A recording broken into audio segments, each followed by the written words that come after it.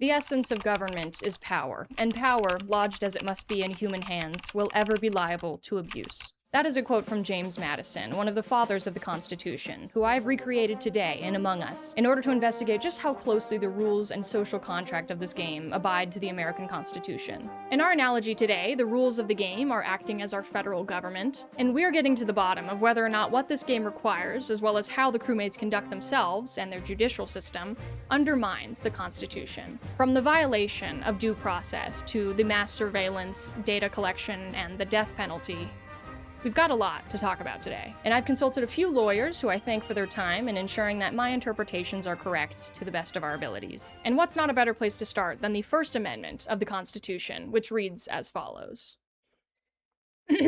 Congress shall make no law respecting an establishment of religion, or prohibiting the exercise thereof, or abridging the freedom of speech, or the press, or the right of the people to peaceably assemble, and to petition the government for a redress of grievances. So here we're talking about the freedom of press, speech, religion, and petition. Out of the gate here, the crewmates do have a right to assemble, because that's basically what emergency meetings are. At any point in the game, anyone has the God-given right to go and call an emergency meeting, which summons everyone in the game to take action and vote someone out if they desire. As for freedom of religion, there's no churches in Among Us, to my knowledge. No places of worship that I could really find on any of the maps. But think for a second about what happens when you die in this game. You become a ghost, who's then capable of still interacting with the physical realm in order to complete your tasks. This does suggest the existence of some kind of temporary purgatory in this game, because the souls are not cast off to some afterlife. They stick around, only to reincarnate for the next game. However, this doesn't mean that everyone is free to practice this religion, or any religion. But when we look at the hats that are available to choose from before the game, we do see some traditionally religious imagery, like the halo or these devil horns. This suggests that it is safe to practice your religion freely in Among Us,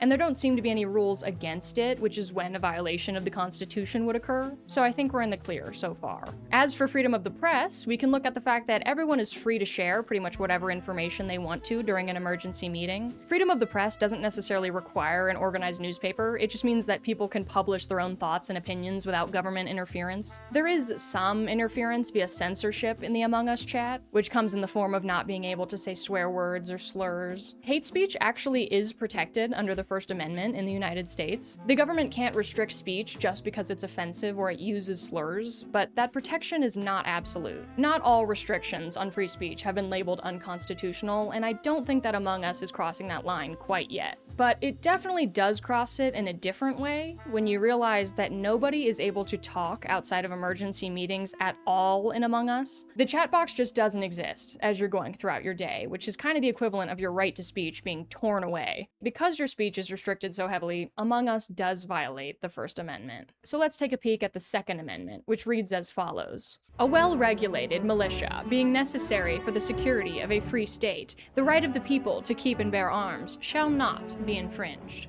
The right to bear arms means the right to have weapons, and it's most commonly associated with guns. However, these little guys do not have arms, so it's more like the right to bear hands, the right to throw hands, dare I say. We do know that weapons are circulated in the society of Among Us, because every time an imposter kills a crewmate, we get a death animation like this, which sometimes shows a knife being used to kill, or a gun. Brutal. But what you'll never see happen is an innocent crewmate defend themselves. They will never whip out a weapon of their own to fight back, which to me suggests one of two things. One, the natural psychology and behavior of crewmates just prevents them from fighting back. Or two, their right to self-defense is somehow being limited by the government. I consider the second option a little more likely, which is a glaring issue considering the mortality rate of these crewmates. And when we examine the vent systems that imposters use to travel back and forth along the map, that's a pretty unmoderated system of movement for these likely illegal weapons to be transported freely. God forbid there's some kind of market for that, and the rabbit hole just goes even deeper. But with all that said, Among Us does definitely violate that Second Amendment. We're 2 for 2 so far. Now, the Third Amendment says this: no soldier shall, in time of peace, be quartered in any house without the consent of the owner, nor in time of war, but in a manner to be prescribed by law. This just means that soldiers can't be forced to live in the homes of people without their consent, because that was a big issue with British soldiers before the founding of our nation that kind of led to the American Revolution. Now, when we look at the maps of Among Us, one thing that you'll notice across the board is that basically every space is a public space. There are no individual or private living quarters really at all, so not just fellow crewmates who perhaps find themselves in the occupation of a soldier, but also imposters are entitled to the living spaces of everybody. Imposters are also allowed full access to all the vents in the various maps, so no room is truly safe. Everywhere is subject to unconsented military-style intrusion at any time. So yeah, that's a no-go on the Third Amendment here. But what about the Fourth Amendment? The Fourth Amendment says, "The right of the people to be secure in their persons, houses, papers, and effects against unreasonable searches and seizures shall not be violated, and no warrant shall issue, but upon probable cause, supported by oath or affirmation, and particularly describing the place to be searched and the persons or things to be seized." What that means is that citizens are protected against unreasonable government searches, and if the government is going to go and search someone, they usually need a warrant to do it. Illegally obtained evidence from police without one generally won't hold up in court either. This is a very complex one, because now we're getting into the idea of probable cause, which is that a search in the US requires a lot more than just a hunch. But in Among Us, ejection votes happen all the time based on very arbitrary accusations, like being quiet, walking a weird path, or kind of just weirdly standing around. None of those things would hold up in the United States as probable cause, let alone grounds for the death penalty, that is ejection, and we'll talk more about that later. But back to searching things without a warrant. Guys, look at the admin map in all the games, which shows how many people are in any given room at any time. Look at the vitals chart at the bottom of the Polis map, and look at all the cameras scattered throughout this game, but most iconically, the map Skeld. At any point in the game, anyone can go up to these machines and see full information on people's whereabouts, their livelihood status, or see full, crystal clear 480p footage of what's happening. Virtually anyone could go and dig up the information that would warrant a search, or worse, ejection. But you certainly don't need a warrant to go and get that stuff in the first place. There's no expectation of privacy for any data, so there's no need for a warrant system, and that does make sense given the circumstances. Everyone probably acknowledges and accepts that their data is gonna be available to the full crew, but that doesn't necessarily make it constitutional. Among Us just kind of decided that the Fourth Amendment's protection against unreasonable searches can kind of just be solved by making every search reasonable. It's setting a dangerous precedent for the crew to just be able to constantly monitor one another without any warrant, judicial oversight, or any meaningful expectation of privacy. But on the bright side, you'll never be deprived of your right to delicious meals with today's sponsor, Factor. Factor ships you ready-to-eat meals right to your door, like this shrimp pesto or this breakfast skillet. Nom nom, am I right? I'm always very excited when I get a new batch of these because it means that I don't have to think about what I'm gonna be eating for the week. I just pop them in the microwave and, watch them do their thing. Today I treated myself to this lovely little shrimp meal. All the meals are made with real ingredients that are made to help you meet your nutrition goals, which is a lot better than the frozen meals that I'd normally gravitate towards for myself. Factor's never frozen, and you can definitely tell. Head to factor75.com or click the link below and use code JuniperDevFB50 to get 50% off your first Factor box plus free breakfast for 1 year. It's so loud. Get the glass of water, sheesh. This is my job. This is work. This is my career. Yeah. That is code JuniperDevFB50 at factor75.com to get 50% off and free breakfast for 1 year. This offer is only valid for new Factor customers with the code and qualifying auto-renewing subscription purchase. Thank you so much, Factor, for sponsoring, and let's get back to business. We're moving on to Amendment number 5, which says that, no person shall be held to answer for a capital or otherwise infamous crime unless on presentment or indictment of a grand jury, except in cases arising in the land of naval forces or in the militia, when in actual service of time of war or public danger. This is your constitutional right to a grand jury from the federal government, so you can't just be arrested and then immediately put on trial. There's gotta be a jury first to decide that there's enough evidence to formally indict you in the first place. This is not really the case in Among Us, shocker, because you kind of just skip to the trial, which is the meeting. There is like a small period at the start of meetings where nobody can vote, and that kind of is like a buffer. But I've got a bit of a better answer at hand, and it's that this whole situation definitely qualifies as a public danger, which the amendment says is an exception. After the first couple of murders on a small ship with only 10 people, That's a pretty public emergency, so I don't actually think we're looking at any violations yet for this one, but let's keep reading. Nor shall any person be subject for the same offense to be Nor shall any person be subject for the same offense to be twice put in jeopardy of life or limb, nor shall be compelled in any criminal case to be a witness against himself. The first part of this is referring to double jeopardy, meaning that you can't be put on trial twice for the same crime, even if new evidence is discovered. The government only gets one chance to really do its thing and try you. This is pretty interesting in Among Us because if someone is questioned and then voted out, they're gone, man. They're floating through the void of space and there's no coming back. On the other hand, if you're heavily questioned during a meeting and then not voted out, you easily wind up being accused of the same things that you were on round 1. Double jeopardy doesn't mean that you can never be accused or investigated for a crime again. It just means that you can't be prosecuted twice after the legal process has already come to a final result. And when it comes to the judicial process of Among Us, that's a right that you simply do not have. But then there's the second bit of that same part of the amendment, which says that you cannot be required to testify against yourself. In Among Us, this manifests in the form of self-reporting.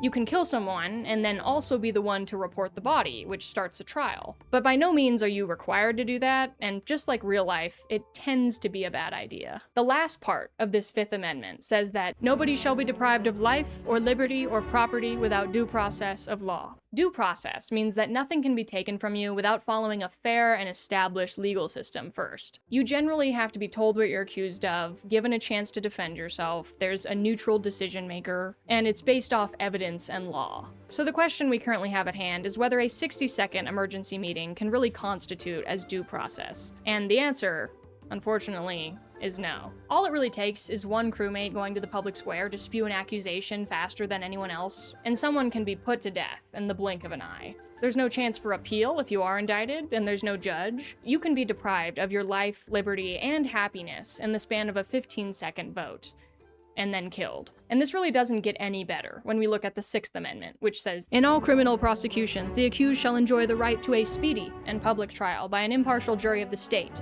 and district wherein the crime shall have been committed. In the United States, the way that a jury is selected for a trial is very deliberate. Potential jurors are chosen locally from the community, and then lawyers on both sides of the case get the chance to question them. They can ask things like whether or not the juror knows the defendant, if they have a personal connection to the case, if they already have an opinion about what happened, or, just anything that would lead them to judge the case unfairly. Eventually, the court tries to put together a jury of people who don't have any personal stakes in the case, and who are willing to make a decision just on law and evidence. But the jury in Among Us is kind of just whoever happens to be left alive. You don't get to choose 12 crewmates who have no connection to the murder case. So Among Us already violates this amendment by having a partial jury, which you could argue is kind of inevitable given the circumstances, but there's more to this amendment, and it says this: which district shall have been previously ascertained by law, and to be informed of the nature and cause of the accusation, to be confronted with the witnesses against him, to have compulsory process for obtaining witnesses in his favor, and to have the assistance of counsel for his defense. The first part of this is pretty straightforward. You have the right to know what you're being accused of. In Among Us, there's only ever one crime, and it's murder, or the inevitable intent to murder based on vent ability or a lack of tasks. But the next part of that little bit of the amendment is about having the right to confront witnesses and the right to a lawyer. None of these things really apply to the brutal bloodshed that is Among Us because nobody's under oath to do anything. Furthermore, there's no distinction between the body that investigates and the body that determines the verdict. There's no distinction between the prosecutor, the jury, and the judge. Everyone is all of them, and yet none of them. So we are not looking too good on the Sixth Amendment. But what about the Seventh Amendment? The Seventh Amendment says that, in suits at common law, where the value of the controversy shall exceed $20,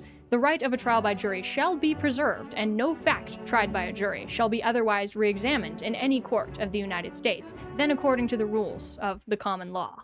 So that's a lot of words. This amendment is talking about the right to a trial by jury, but in civil lawsuits, not criminal cases, which is what we see in Among Us. This usually applies to disputes between private parties about money or property, neither of which exist in the Among Us universe. So this one is likely not a violation purely out of irrelevance. If a crewmate wastes another player's time with a false accusation or tying a vote, you could argue that that's causing civil harm. It's wasted labor, perhaps reputational damage, but there's no opportunity to sue over this like you would in a traditional civil case. So guess what, guys? The Seventh Amendment is not violated for the first time, simply because the economic and legal structures of this game simply do not have the infrastructure to trigger accurate. Great news, guys. Fantastic news, especially as we head into this 8th Amendment. The 8th Amendment is my favorite in this case, and it says this: excessive bail shall not be required, nor excessive fines imposed, nor cruel and unusual punishments inflicted.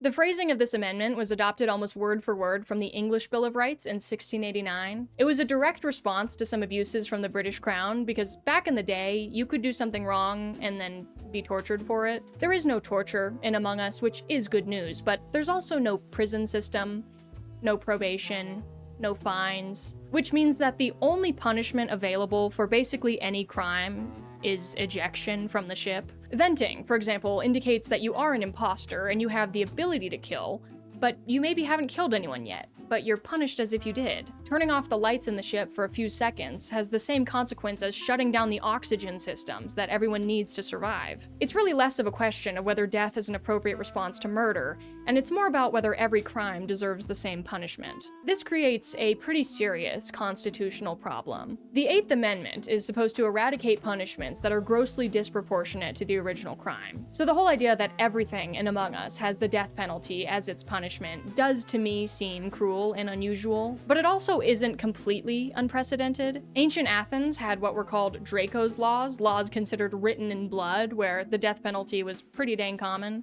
And 18th century England had hundreds of offenses that could technically result in the death penalty. But even these now barbaric systems generally recognize that different crimes would warrant different punishments.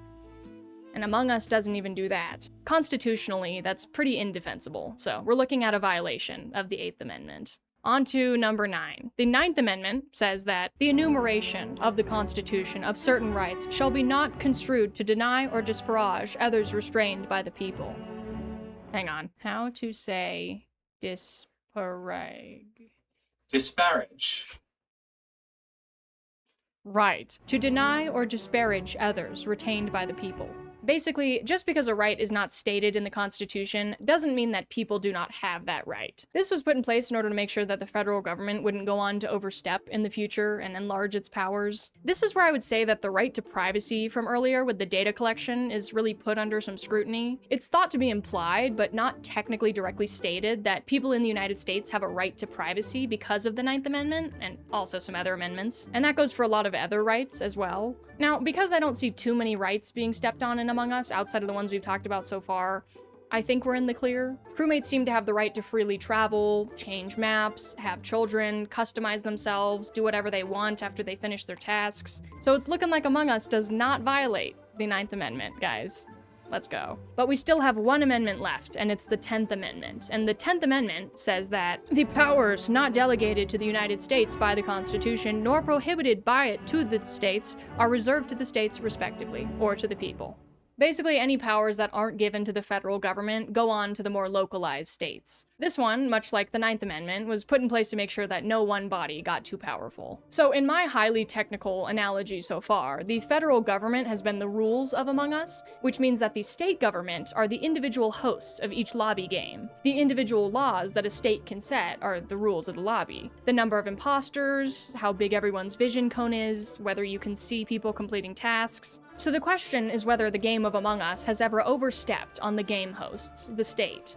And the answer is, I don't think so. You could argue that the game hosts don't get complete choice over all the values in the game. There's usually like a limit or a slider or a range for certain values to be. So the state doesn't get to pass whatever law it wants here. But that is a real constitutional concept too, and it's called federal preemption, where federal law will override state law if it's ever conflicting, even in areas where states might normally have the say. So, with that said, out of all of the 10 amendments we've investigated so far, Among Us violates 7 of them. What this means for the future of Among Us is rather bleak, and if we continue on this path, we're probably not going to see anything change about the devastating mortality rate in this nation. With new expansions into territories like the Fungal, and more rules and mods being added to the game every day, we're going to need to see more regulation and government oversight to protect our citizens. But changes like this do take time, and I thank you for giving me some of your time today to listen to whatever this was. But no matter what, justice rides with us, and I will see you in the next one. Bye-bye.